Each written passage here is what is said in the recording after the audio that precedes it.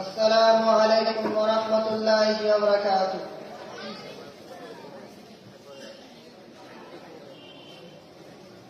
তুমি মহান,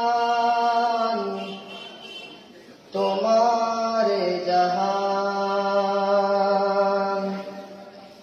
সিজদা করে তোমায় জমিন ও আসমান। গড়েছ তুমি এই পৃথিবী জাহান, তুমি অসীম, তুমি মহান। গড়েছ তুমি এই পৃথিবী জাহান, তুমি অসীম, তুমি মহান।